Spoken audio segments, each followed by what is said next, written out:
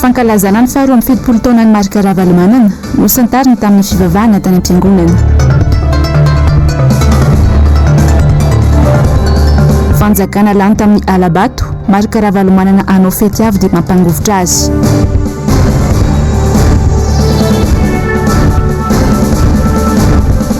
Tantsaha alaotra miady rery tsy misy pia.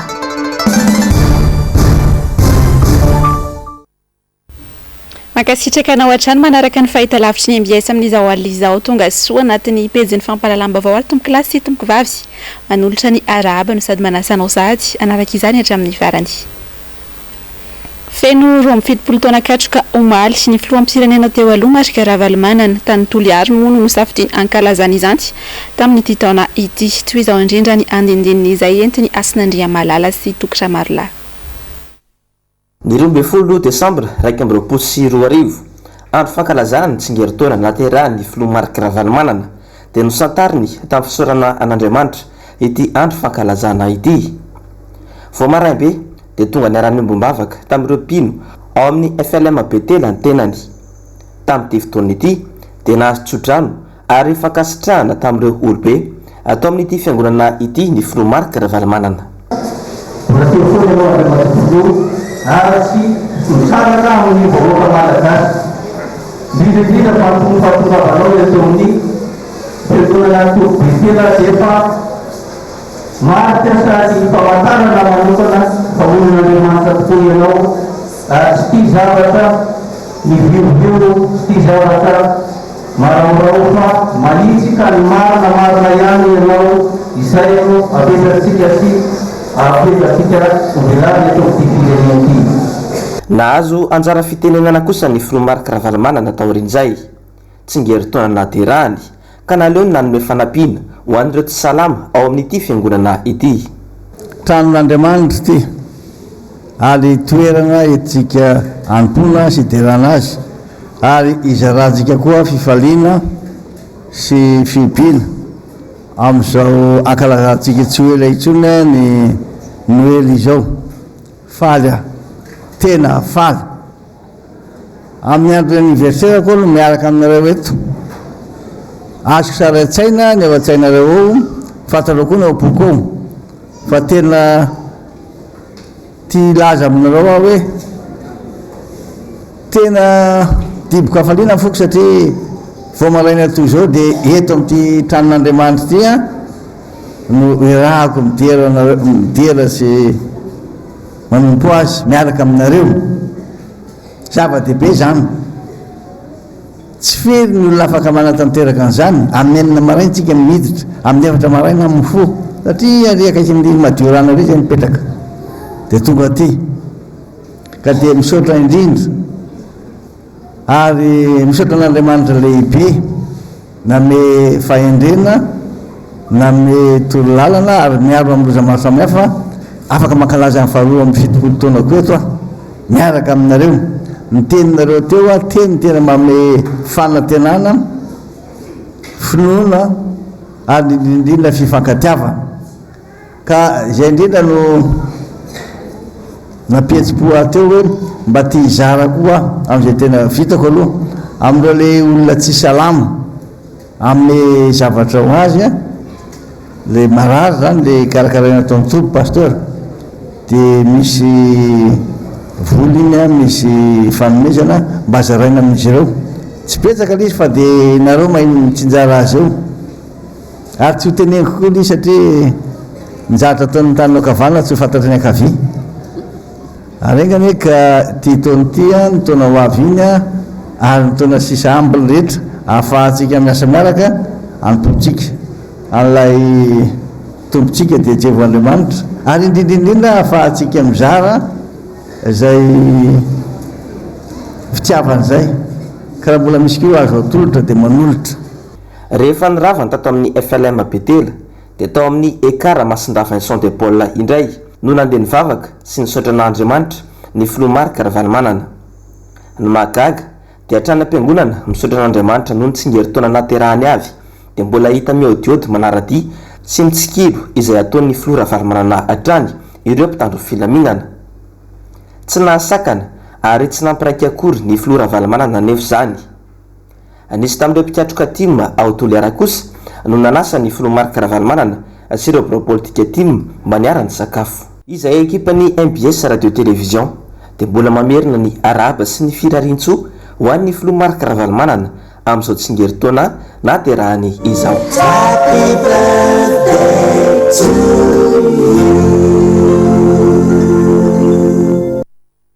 Aterina hatramin'ny fiarabana ho an'ny Andriamatoa filoha Marc Ravalomanana tamin'ny tsingeritaona naterahany omaly fa nandritra ny andro ny omaly hatrany moa dia nirefitrefitra ny bomba mandatsy adranomaso tao Toliary. Fety fankalazana ny tsingeritaona naterahany filoha Marc Ravalomanana no nokasaina ho atao kinanjo dia bomba mandatsy adranomaso no nirefitrefitra Asinandriamalala sy Tokiramalahatra any. Torakovitra ka nanao ny fomba rehetra nanakanana ny fety fankalazana ny tsingeritaona naterahany filoha Marc Ravalomanana tao Toliara ny mpitondra fanjakana ka nampiasa ny mpitandro filaminana ho herim-pamoretana sy fitaovana politika indray. Vao maraina dia efa nibahana an'ireo bebotina azo baiko ireto ny lalana rehetra miazo ny Magro ao Andaboly. Noho ny tolakandro ny Alahady andalana ho any Magro ny delegasiona sy ny biro politika tim ka voasakana. Tokotaninay any io tokotaninareo ia tokotany fananamokana anay io tsy fantanao fa president Ravalomanana ny Magro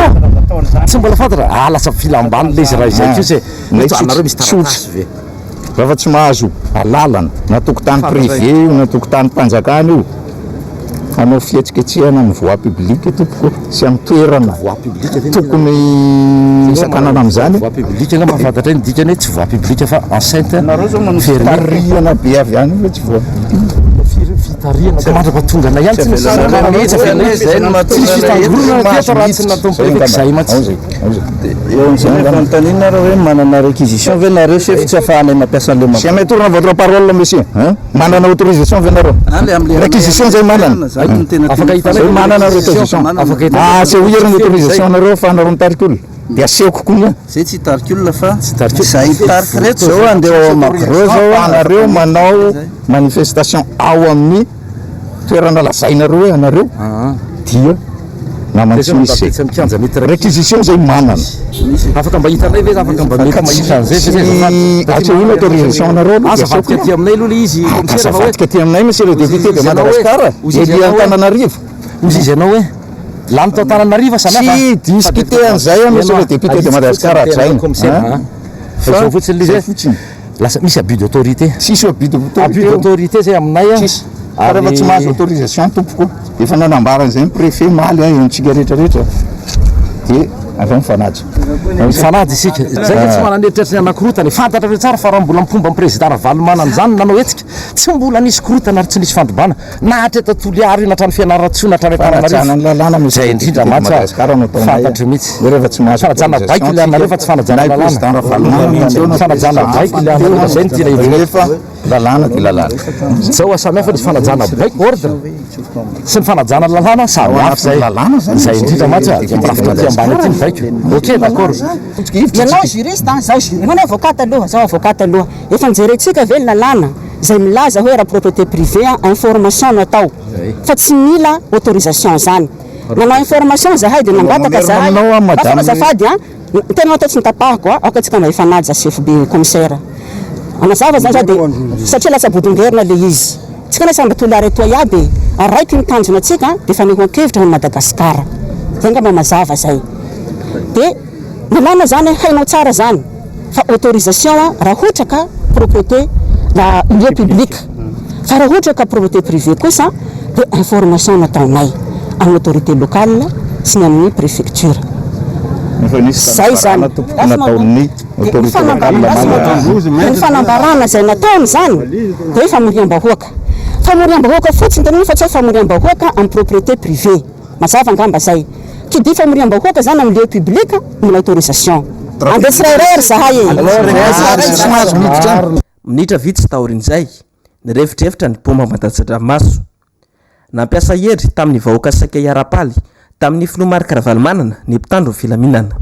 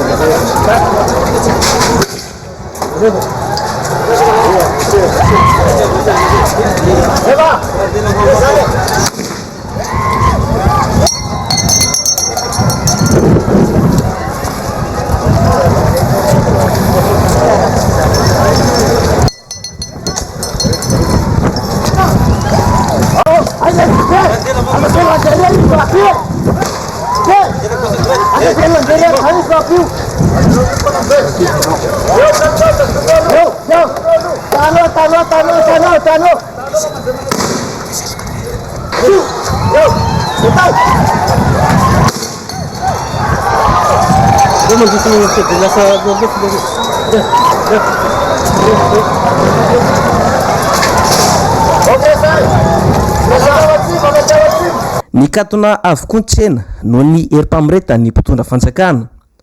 Ao ihany koa ireo natahotra sy nanana olana manokana no ny fipoha ny poma Madagasikara mafy dia mafy.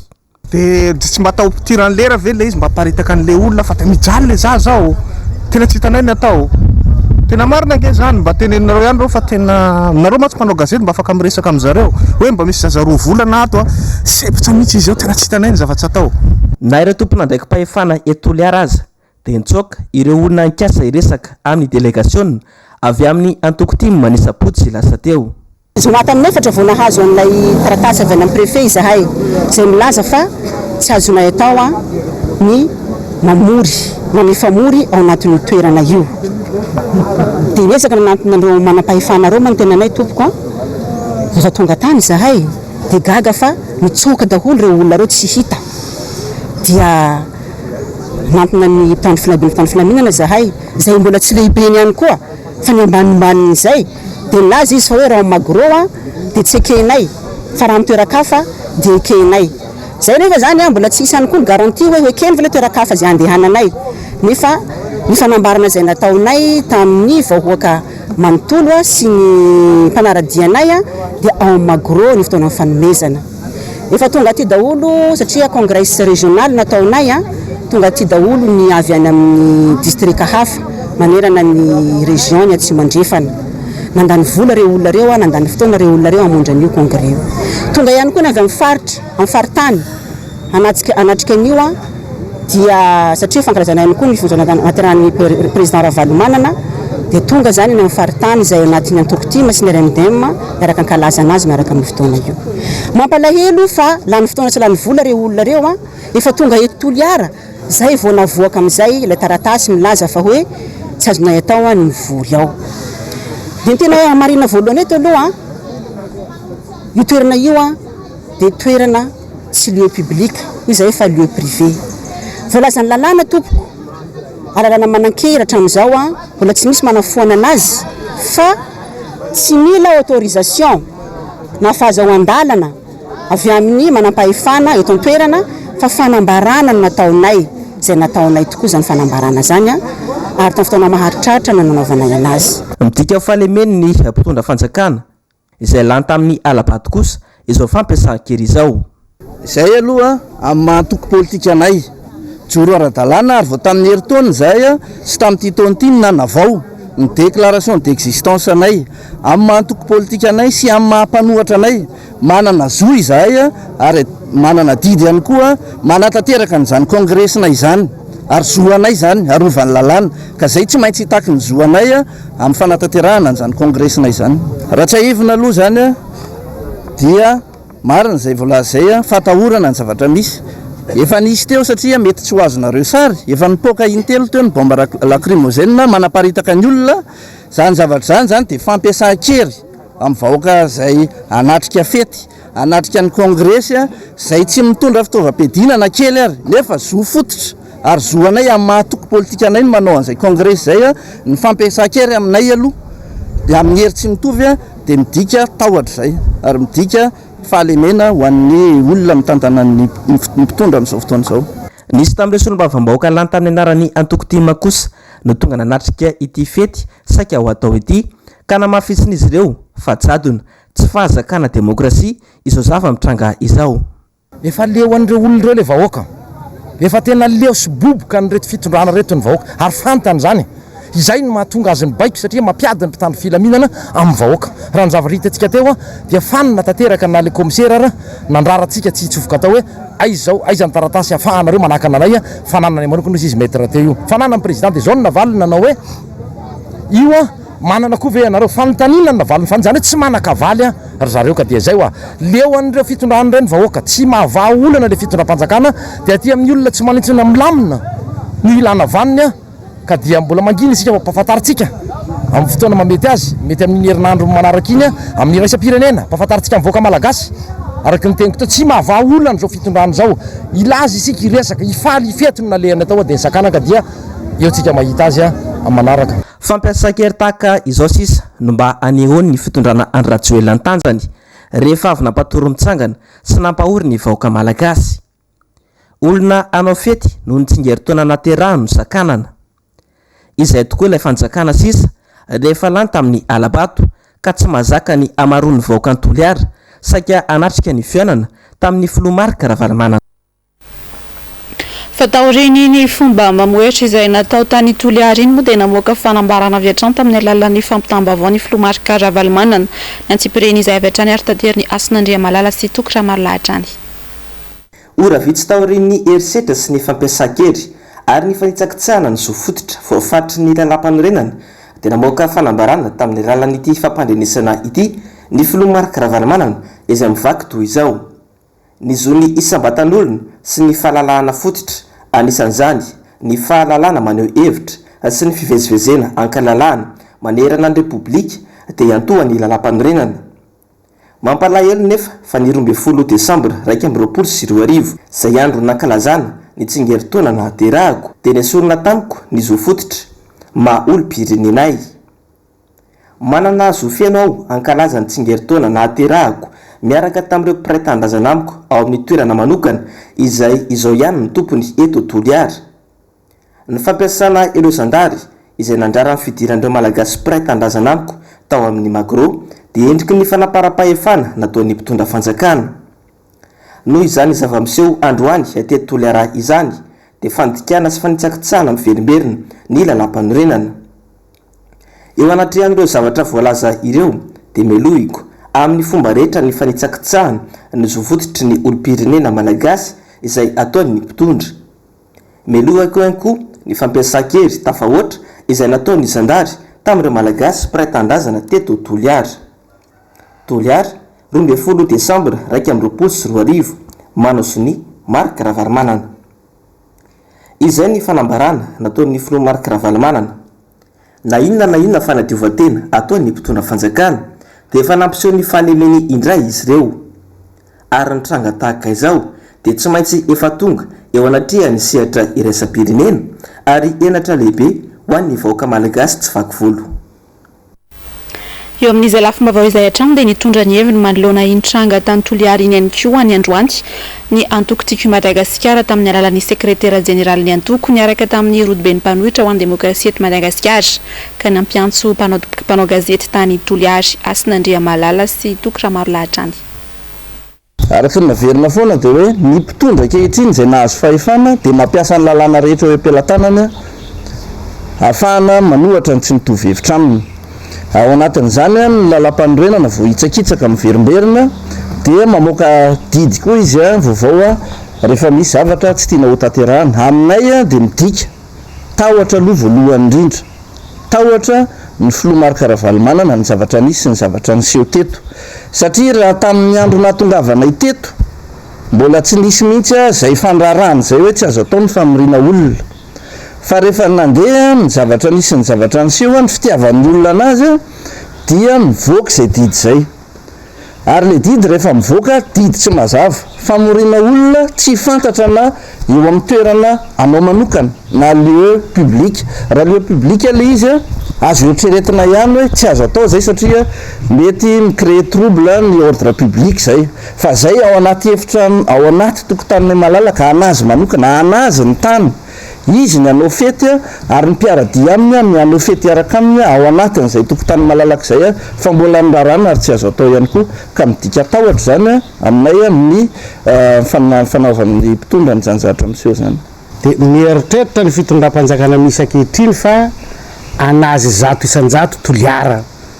Zany hoe vahoaka ny Toliara zany fananam-panjakana. Dia lokoany orange daholo zany ny vahoaka eto Toliara eto. Tsy marina zay eritreritra zay ankehitriny. Zay tsy fahamarina zay sy zay tahotra ny Toliara zay ny eritreritra izy fa hoe aleo ampiasana herim-pamoretana mba hanafenana an'izay fahalemena zay. Ka na ho afenanareo tahaka n'ino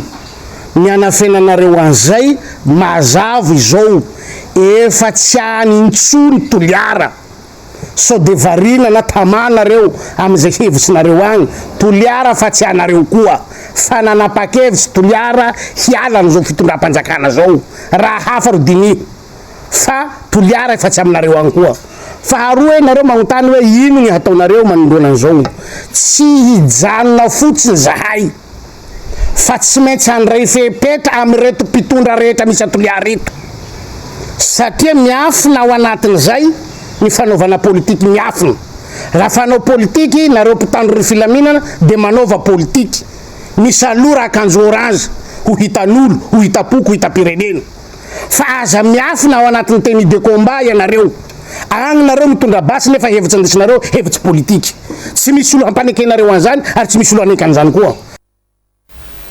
Namoaka fanambarana ihany koa moa omaly ny mpitondra Ravalomanana ao Frantsa mahakasika indrindra ity zava-nitranga tany Toliara ity. Voalaza ao anatin'izany fanambarana izany fa manameloka tanteraka ity fiesika ataony fitondrana ity izy ireo. Germano Menjanahary, Mathieu Prince. Ny pro Ravalomanana dia manameloka tanteraka ny fanitsakitsahana ny zon'olombelona izay nitranga farany teo ny zoma fafolo ny volana Desambra sy ny omaly alahady 12 ny volana Desambra 2024. Ny voalohany dia andro iraisam-pirenena mikasika indrindra ny zon'olombelona ary fitakiana tsotra ireo zofototra izay nataon'ireo mpanjifa. Ny faharoa izay omaly dia ny fikasana anao fankalazana andro naterahana ao amin'ny toerana voafaritra izay fanana ny olon-tsotra. Ny iraisan'ireo etsika roa ireo ka nahatonga izao fanameloana izao dia ny fandikana sy fanitsakitsahana ankitsirano ny zoma olombelona toa ny fanehoana hevitra sy fivezivezena izay midika tsy fisiana demokrasia. Pirofo nitohoka amin'ny tendany ny fanoliana any Madagasikara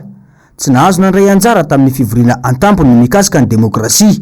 nataon'ny filoha Biden izay nahitana firenena misy 120 ny fahasivy sy ny fafolo ny volana Desambra farany teo.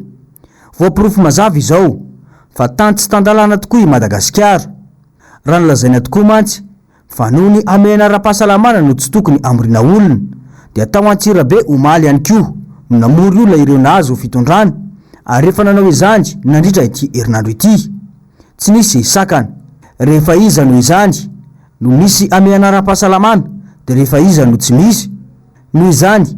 dia melohinay izany fomba mamoetra sy feno tsindry azo lena izany izay midika akanosana sy jadona ka manitsakitsaka tanteraka ny demokrasia sy ny zony mahaolona. Natao izao ho fampahafantarana fa andro any ihany dia anaitra ireo tompon'andraikitra ambony mikasika ny zon'olombelona izahay ary ampahafantatra ireo sehatra iraisam-pirenena sy ny loza mitatao manjo ny malagasy. Izany dia mifanandrify indrindra amin'ny dinika nataon'ireo firenena misy 120 mandala ny demokrasia sy ny tsoakevitra navoaka ny mikasika ny zo mahaolona mba ahafahan'izy ireo mahalala sy mahafantatra ary maka fanapahan-kevitra amonjena ny demokrasia eto Madagasikara ary arovana ny malagasy. Natao teto Paris ny 12 ny volana Desambra 2022. Mahakasika ny zava-niseho tany Toliary iny hatrany ihany koa moa dia nanambara ho an'ny androany ny solombavambahoaka ny Madagasikara voafidy tao amin'ny boriboritany fahenina Todisoa Andriamampandry fa tsy azo ekeny intsony ny zavatra nisy toy ireny izao ataon'ny fitondrana izao Germano Menjanahary sy Mathieu Prince hatrany. Tranon'olo tokana, fetin'olo tokana kanefa dia tsy tahotra tsenatra ny fanjakana Rajoelina nandrafitra mpitandro ny filaminana teo amin'ny kianjany Magro tao Toliara omaly 12 ny volana Desambra. Hatramina fetina olo tokana ity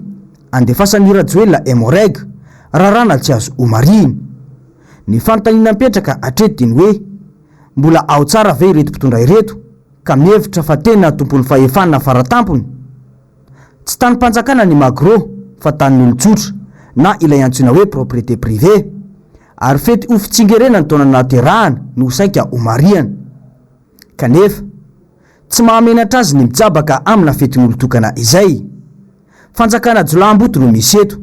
Reny zany dia toetsaina tsy mahazaka demokrasia reny noho ny fatahorana fa mironany amin'ny polona valamanana daholo zao ny fony voaka malagasy tsy eto Antananarivo any fa hitantsika amin'ireny eraky ny faritany na Tamatavy io na Toliary io na Majunga io na Dego io na Fianaratsoa io satria mafy le fiainana amin'izao fotoana zao ny vidim-piainana tsy voafehy ny mpitondra ny asa maritra tsy misy ary eo ihany koa ny jiro sorany tapaka lava filaran'ny rano zao dia takininona ary raha ireo mpitondra ireo fotsiny hoe raha andro tsy misy rano dia ahoana ny filaran'ireo rano eny amin'ny popy tsy havita an'izany izy ireo ka aminay zany dia tsy mety reny ary efa nanao fiantsonana tany amin'ny communauté internationale zay ary misy mizana tsindrinina le izy zareo ny asa botsy ny zoma namory olona ny filoha sy ny kema tany amin'ny faritra Tamatavy sy Fenirivesta ny taomma ny olona dia ahoana izy manao le public nefa le izy nefa ty propriété privée ary amin'izao fotoana zao mbola tsisy koa ny natao hoe état d'urgence sanitaire mamea ny olona hoe tsy azo mivorivory ny olona dia maninona ny manao an'izany nareo vovoankika tiany olona le filora valamanana any am-piangonana izy sakanana anniversaire ny ty mbafetana hoe men'Andriamanitra tombonandro izy no fahasoavan'Andriamanitra dia ferana ary tena miaramila gendarme ohatra reny venino atao mavaky fo reny ary hita hoe tena toetsaina lomorona ny vahoaka efa mitrongo voaomana mba hoe fivolana ho an'ny vahoaka mba hiara-paly hiaraka amin'ny filora valamanana mba hiaraka hifety dia fefefena ohatra n'ireny manomboka zao zany tsika dia fa avy amin'ny fahafanaovana demokrasia eto Madagasikara so ny mpanjifa zany efa atao an'ireny ny fikambanan'ny mpanjifa natositosika ny moreky zao ndreky dia filora valamanana manao anniversaire dia atao an'ireny fa ry zareo mahazo ao anatin'izay mila mijoro isika vahoaka amin'izay amin'izao fotoana zao ny comité international efa miaraka amintsika ary miantso ny acteur rehetrarehetra amin'izay zay matoritory ihany mba hifoa amin'izay a amin'izao zavatra zao satria efa sangy mihoatra ny loha zany a nataon'ny fito am'tram-panjakana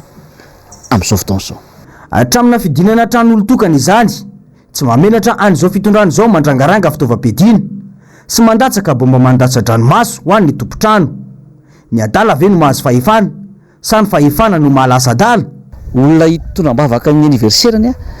dia amanarivony amarivony miaramila sy ny gendarme ao anatin'ireny. Nefa nisy fandriampahalemana eto Madagasikara ny asan-dahalo tena mijaly ny olona tsy voahenjika ao, ny avakitrano, ny mpitsakana taxi borosy manao ny ataony ny mpangalatra amin'izao aiza tsy ampiasaina le mpitandron'ny filaminana. Nefa ianao rehefa flora valomanana mba hiara hitondram-bavaka sy mba hiara lanonana amin'ny vahoaka any amin'ny faritany dia atao an'izay efa tsy rariny loatra le izy ary hitsangana isika vahoaka amin'izao fotoana izao amin'izay a satria efa tena tsy rariny le izy a ao anatin'le izy ary miantso ny rehetra amin'izay a hitsoro ampisy zany hoe fahamarinana zany a ampisy zany hoe demokrasia zany a eto Madagasikara. Nanamafy moa ity solombavam-bahoaka ity fa mila firaisan-kinan'ny vahoaka malagasy izao zava-mitranga eto amin'ny firenena izao. Tsy azo ekena intsony izao fihetsika ataony fitondrana rajoelina izao hoy ny fanazavany. Ny filohan'ny marika ravalomanana tany Toliary fa indrindra ny makasika ny zava-misy tany an-toerana omaly any koa moa ny fandaharana miara-manonja ho an'ny androany. Fintin'ny Zavandrema efa sy Manorandre Malala. Taratry ny fanjakana jadona sy fanararota-pahefana tsotr'izao ny fihetsiky ny mpitona fanjakana ankehitriny. Porofo mivaingana ireny zava-nisy tany Toliara omaly ireny fa ihany koa ny hetsika izay nataon'ireo mpiaro ny zon'ny mpanjifa ny zoma lasa teo. Ny mpitany filaminana miaraka amin'ny fitaovam-piadiana trano no arangaranga ho an'ireo vahoaka izay tsy mitovy hevitra aminy. Ny mahagaga rehefa ny mpitondra no mamory vahoaka dia tsy misy olana mihitsy fa rehefa ny vahoaka no hitarena sy mitako ny zony ary mba hikasa hiara-paly hatamin'ny filomarika ravalomanana dia bomba mandatrotro ranomaso no setrin'izany. Mametra-panontaniana ihany leny rehefa inona moa zany a dia mahazo mifety ny vahoaka malagasy rehefa miaraka amin'izy ary rehefa miaraka amin'izy na tokony tsy atao ary a dia tsy mahazo miaraka tsy mahazo manao fety ny vahoaka malagasy ary raha ny zavatra misy amin'izao fotoana izao a dia iny moa zany le fanambarana nataon'ny préfet tamin'ny voalohany hoe noho ny amianara-pahasalamana indray noho ny fiparitahan'ny valanaretina indray nefa raha ny fahalalana anazy dia mbola tsy misy indray fanambarana hoe misokatra eto amintsika indray ny amianara-pahasalamana dia tsy mahazo mamory olona na tsy mahazo mitamoromorona na manariana ka zany rehetrarehetra zany dia hoe mampanontaniana hoe inona ny lalàna misy eto amin'ity tany sy ny firenena ity olona anankiray ve afaka manambara fotsiny hoe tsy azo atao zao rehefa tsy mety amina na tsy mety amin'ny fitondrana fa aiza ho aiza zany ny fampiarana ny lalàna velona eto amin'ity tany sy ny firenena ity. Ny zoma ny sabotsy namory olona ngiandry matoy ihany rajoelona tany sony rano vongo e ary nisy vahoaka niaraka taminy ty sary hitatsika ty zany hoe zao zany azo atao le olona mandeha tsisy kasibosy le olona mandeha manao akanjo orange zay tokony mipetraka amin'ny maray aman-dreny fa tsy filohan'ny antoko fa filohan'ny malagasy zao dia efa fantsana lalàna zao mety ny ataony raha izy mandeha tsy manao kasibosy raha izy mamory olona dia tsisy covid izy raha teo mbola tsy fantatra hoe nanao vaksiny ve président marika ravalomanana efa vita vaksiny zao zany mety zany hoe zareo zany raha manao dia mety ary tsisy covid fa raha ohatra zany président marika ravalomanana ty maniary MDM manao dia sady tsy mety na dia fanana manokana le toerana propriété privée no mitondra covid zany hoe le nanao vaksiny zany mitondra covid fa le tsy nanao vaksiny tsy mitondra covid hafahafa tena kisampitsampina misy le fitondrana ohatran'izany fomba fitantanana firenena eto amintsika eto fa lizy moa zany dia mazava tena miaina ho ao anatina tahotra le fitondram-panjakana tena efa tsy tantsony zay atao dia misaviritaka ny lohany dia mandray fanapahan-kevitra tsy tokony ho raisina manao zavatra tsy tokony ho raisina. Ny mpitany filaminana sisa no mitazona ity fitondrana ankehitriny ity hoy ny mpanao politika Christian Tabera. Enatra ho an'i Madagasikara ny fizanjy ary isy fetraky angoavana eo amin'ny lafiny fifandraisana iraisam-pirenena. Fa io fanjakana io ao sy mila ongana fa ny raha atao divondringana an'izy io zao e satria izy efa tsy mieritreritra manam-pahefana tsara le basy miaro anazy andiam-basy vitsivitsy tany filaminany mitazona commandement fa zao koa aza mieritreritsy nareo mpitazona commandement reo fa momba anareo daholy gn'agn'olo commandinareo agny fa gne tatuliara omaly zany raha igny agnotaninao anazy zany zokoberina tena fafambaraky asika Madagasikara satria kabarin'ny Biden de nazava hoe voasazy nareo Madagasikara hoe zay satria sy tarasy ny demokrasia sady tsy voasa asika zany zavatsy tena fa voaza be ara-diplomatika zany de aiza le Patrick Rajoel aiza le Patrick Rajoel misy ny anatsika raha vao tsy mafy asika amy resaka diplomatie de misy fiantraikany io amy resaka économie satria miainga amy resaka hoe multilatéral na bilatéral na pays mifandray amina resaka zavatra maro samihafa no mampandroso le firenena tamin'ny andro indrima tomarika fa tena matanjaky zany communication zany miaraka ombokevitra amin'igny fanambarany andrimatoa filoha Marc Ravalomanana igny zay satria mba olo ve mba ifalifaly sady mba mpifalifaly agnatin'ny asetiny agnatin'ny ino dosakananao lalagna avao izy amony émission zany nahitsy ihany koa ny mpanao politika James Aratsima raha nilaza fa didy jadona no misy ato amin'ny firenena ankehitriny voaitsakitsaka tanteraka ny demokrasia sy ny lalàna velona noho ny afisiky ny mpitondra fanjakana ankehitriny hita taratra izany mandritra ny fidinana ifotony sy nataony filoha teo aloha Marc Ravalomanana tany Toliary mibaribary tanteraka ny tahotra mpitondra manoloana ny tsy mety ataony raha ny fanazavana tsy misy demokrasia eto fa dictature ny misy eto dictature nampirarin'ny criminel Sarkozy ny filoha io zany hoe basy zavatra tsy magaga tsony anie zavatra ataony zavatra ataony dia taafiny amin'ireny fomba ataony reny inona moa zavatra ohatra na enany ao amin'ny Sénat nataony vitsy dia vitsy hoe budgetivore anticonstitutionnel zany tsy démocratie zany manendry ny olona amin'ny Sénat izy anticonstitutionnel zany toraka zany ny Sénat sy ny rehetrarehetra manendriko ve anticonstitutionnel zany ny atao hoe démocratie amin'ity fitondrana amin'ny Maivandroa tsisy sainy ity ka raha zany ny teneninao amiko dia mazava ny teniko dictature no eto jadona tanteraka pire no Hitler fa tsy zavatra hafa ka raha zany ny hoe fitondrana démocrate dia mialatsina fa fitondrana jiola fitondrana jalambotony eto matahotra bararaka mihitsy izy menakavy nahita ny fandraisan'ny olona ny filoha Ravalomanana tany indrindra nahita n'le solombavambahoaka nandray tanana ny filoha Ravalomanana izy mianakavy ao samy malala ny ratsy nataony dia matahotra no tsaraina dia sakanana ny olona na nao anniversaire ny fitsingerana ny taona fotsiny ara dia efa mampivarahotsana andry zareo fa inona ny ratsy nataony filoha Ravalomanana ifetehany anniversaire tondra cadeau an'ny olona sy tondra zay vao tsy rambony tanana izy tany iresaka amin'ny fo madio amin'ny vahoaka inona ny atahoranao matoa ianao matahotra dia manao ratsy ianao zany mpamosavy ianao zany tena mifahalalako an'izany ary jiola mandeha alina ianao zany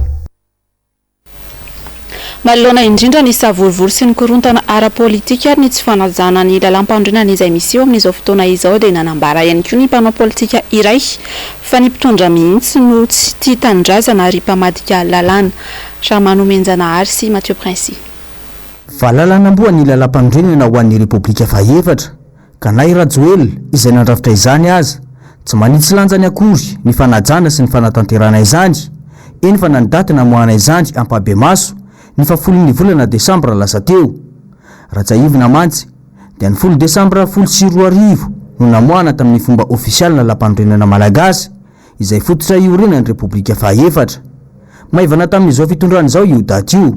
ary polifolo izy ireo amin'ny tsy fanajana io lalam-pandrenana io ankehitriny ny mako toa sy ny fitadiavan-tseza fotsiny ny vahoaka malagasy tamin'izany fotoana izany fitondrana tsy matotra no misy eto hoy ny mpanao politika fisiana ataontsika hoe resaka valeur culture politique anie zany tsy famatorana amin'ny fanaovana politika amin'ny ataontsika hoe ny mitondra amin'izao fotoana izao na tiatsika na sy tiatsika azo hitarafana sahady zao fa mirefarefa amin'ny tany ataontsika hoe les valeurs républicaines zay tokony ny mpitondra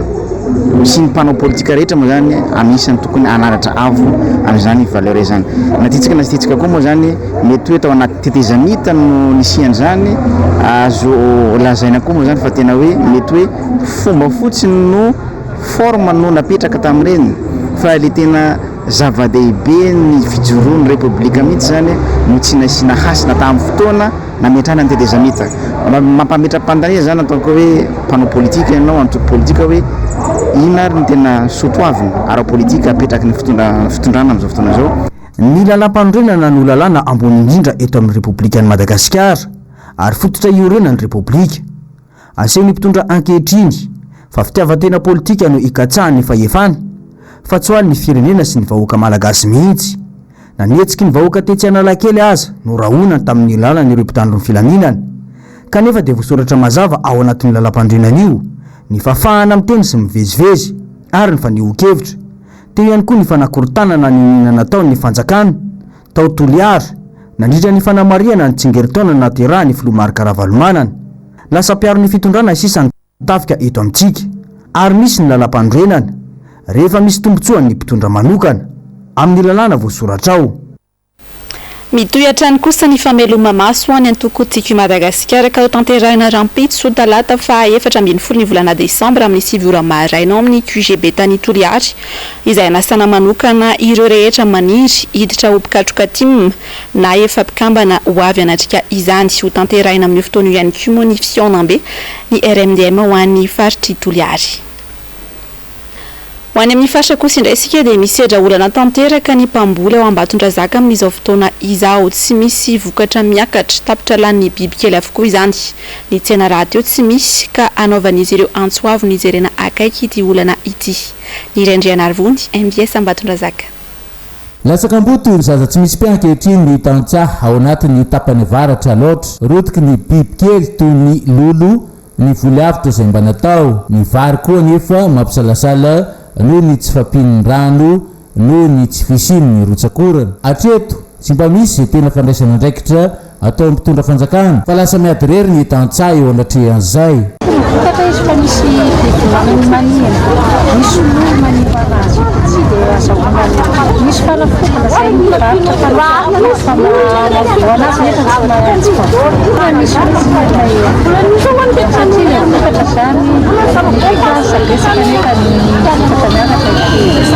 Tsenanay am'izao tsisy raha manjary olo zay ny zavatra vilena lanina lolo zesika misondrandro manalina dia tsy hita toy zany zavatra azo doany taonay tantsaha am'izao andro iainanay zao. Ny zavatra ampilenay kokombra, laisoa, tsaramaso, harikôvera lanina lolo daholo reny efa zao ny tendrony dia tsisy azy raisiny dia vomafy zany zay tantsaha am'izao. Etaetanay dia mangataka aminareo zany mangataka fanjakana zay mba hitodika aminay tantsaha zany tena satria mivary ambilena norana tsisy. Miandrandra vaolana ny tantsaha saingy raha tarafina ny fihetsiky mitondra dia mbola lavitry ny kitainy afo amin'izay resaka fitsinjovana ny tantsaha izay. Mbola miainao anatin'ny fahasaranana isan-karazany kosa ny mpianatra eny anivon'ny Université Nankatso amin'izao fotoana izao anisan'ny mbola mizaka ny vokatry ny tsy fandraisana andraikitry ny fitondram-panjakana ohatra ny lalam-piofanana ara-tsiansa mialy rarinombana sy tahiriny aina. Hifarana ihany ity ny taona 2024 saingy maro ny fitarenana sy ny olana mbola tsy voavahan'ny fitondram-panjakana amin'izao fotoana izao raha ny resaka fampianarana eny anivon'ny Université Nankatso fotsiny no resaina. Maro amin'ireo mpianatra no mbola tsy nisitraka ny vatsim-pianarany hatramin'ny taondasa izay miteraka fahasahiranana lalina ho an'ny ankamaroan'izy ireo. Manampitrotraka ny tsy fisin-drano izay nandrenesana fitarenana sesilany voatselakory izay. Satrinana amin'ireo olana iainan'ny mpianatra eny anivon'ny université ireo voalaza ireo ary anisan'ny miaina izany ireo mpianatra amin'ny lalam-piofanana ara-tsiansa. Ity farana nefa ny fototra goavana anisan'ny ankinan'ny fiainan'ny zanak'olombelona sy fototra ny fampandrosoana saingy izao ataon'ny fitondram-panjakana mba ny zavatra izao ihany koa. Ny siansa ny fototra entina mampandroso ny firenena, entina mampandroso ny fakulté, entina mampandroso ny vahoaka tsirairay avy satria ato amin'ny faculté des sciences zany dia be dia be ny fikarohana izay mahakasika ny fiainan'ny olombelona ka niza tia handroso dia tokony siansa satria ny siansa no ao fototry ny zavatra rehetra fa ny mety olana fotsiny ny tsy fahatsapahany olona hoe ny vokapikaroany hoe inona moa no ampiasana azy ahoana dia izay zany mety mahatonga antsika mbola tsy tena mandroso araka ny tokony izy fa be dia be ny vokapikaroana zay mivoaka tokony mampiarina na amin'ny tontolo iainana na fiainantsika andavanandro zany be dia be ny olana na dia ataontsika hoe ny isan'ny mpampianatra fotsiny sy isan'ny mpiasa rehetrarehetra dia tena mbola olana reny resaka vola zay ohatra hoe bourse sy ny salamizay karaha mampiasa reny zany anisan'ny mbola olana raha ny isan'ny mpampianatra dia manodidiny 300 latsaka kely eo nefa mbola tsy ampy zay raha ny vokapikaroana no resahina efa namoaka vokatra anarivony izay mahakasika ny fiainan'ny olombelona sy ny tontolo iainana manerana izao tontolo izao ireo siantifika tamin'ny taona 2024 mbola olana hafa ihany koa anefa ho ity tompon'andraikitra ity ny tsy fahafantaran'ny olona ny mazava-dehibe ny siansa raha tsy ahivina nankalaza ny 70 taona ny Jorondy nanomboka tamin'ny 12 ny volana Novambra lasa teo ity lalam-piofanana ity ary efa andalam-pamarana ny fankalazana izany izy ireo amin'izao fotoana izao. Nisehoana lozam-pifamoivoizana an-dalamby omaly tokony ho tamin'ny 10 sy sasany tao-sahatsiva PK 198+200 ao anatin'ny commune Andékalek raha ny fantatra dia ny loha-masinina miampy vagan roa nitondra entana no mivady ary nivarina tany anaty antsana ny nitondra Pandekosta tsy naninina araka ny angomavao hatrany ireo naratra dia efa nalefa nanaraka fitsabonany Moramanga tsy nisy kosa moa ny ainana fohy sy ahivina fa efatra doza ihany koa ity fiaran-dalamby ity ny taona 2024 teo anelanelan'ny gara Lohariandava sy Andékalek tapitra trondray araka izany aloha ny momba ity masinina amin'ny izay anisan'ny tsara indrindra teto Madagasikara ity mbola miandry ny vagan izay nampanantenany fitondram-panjakana noho izany ny mpandeha fiara 4x4 avy any Bekily azo any Toliary no sakanan'ny jiolahy teo Vatolatsaka district ny Betioky ny alarobia 20 Desambra 2024 teo naratra vokatry ny tifitra nataon'ireo dahalo ny tareny ankizivavy 40 taona tao anaty fiara raha mpianakaviana iray kosa no voan'ny bala teo amin'ny lohany raha ny vaovao dia moto miisa 2 no nentin'ireo mpanafika ary nipoitra tampoka avy ao anaty ala izy ireo ka nampijanona ny fiara tamin'ny alalan'ny tifitra vararaka avy any aorina saingy tsy nijanona ireto farany fa nirifatra nanavotra ny ainy. Ny pejy fanatanjahantena kosa indray dia nahositra ho tompon-dakan'i Madagasikara Fédéral 2 taranja rugby ny FTAT Anosbe raha nandavo ny Uskar tamin'ny isa tery dia tery 2020 ho an'ny top 5 vehivavy no batainy SCBB Sarety ny amboaran'ny Madagasikara rehefa nandresy ny 3FP tamin'ny isa 40 teo amin'ny lalao manasadalana naverina iadina ny Dopel TPO Vancos dia dafiakatra hiatrika ny lalao famaranana ny USA Gad fotsy rehefa nanilika ny Tamanosbe tamin'ny isa 4 no 20 ny alahady izao ireo no hiakatra an-15 idona amin'ny Kosova. Eo amin'ny maresaka iraisam-pirenena dia tafio-drivotra 30 teo eo no nandravarava tamina tanàna maro tao Etazonia ny farany herinandro teo fototrafitra sa maro no simba sy rava tanteraka ary olona njatony no maty sy tsy tapopoka vokatra izany ando miaratina sy Manorandre Malala. Mialina izy zomaka hatramin'ny asabotsy lasa teo tafio-drivotra efa ho 30 nandravarava tao amin'ny tanàna maro tao atsimo afovoan'ny Etazonia trano izay tsy mbola fahita hatramin'izay ary loza tsy takatry ny taona raha nambarany filoha Amerikana Joe Biden potika sy rava avokoa mantsy izay nandalovany ity tafio-drivotra ity tafarafakeliny zato maty ary ampolony tsy tapopoka ny tanàna ny Kentucky no tena lasibara tamin'izany tanàna maro no rava tanteraka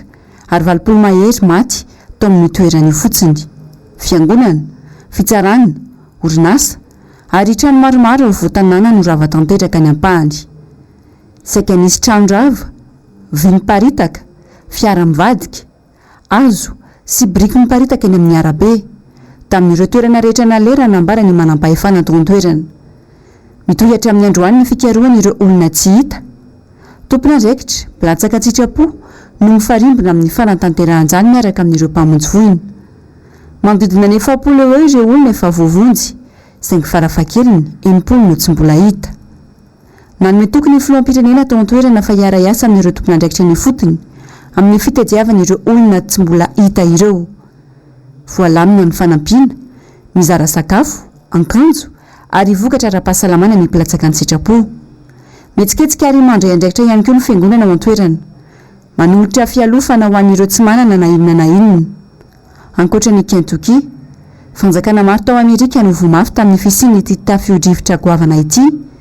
toa ny Illinois, Tennessee, Arkansas ary Missouri. Dia iny maresaka iraisam-pirenena iny ihany koa ary manakatona ny fotoana ny fampahalalam-baovao izao alina izao arahanao rehefa avy eo moa ny fandaharana Global News aorian'izay kosa ny fandaharana dinika fa iny ny Germain Menjanahary rehefa avy eo ary James Hatsy mampanao politika aorian'izay kosa ny ronan-tsaro arahantsika mitondra ny lohateny hoe Babysitter de Noël ny tena kosa mametraka ny veloma mandrapitafa ao amin'ny rampitsindray tompoko.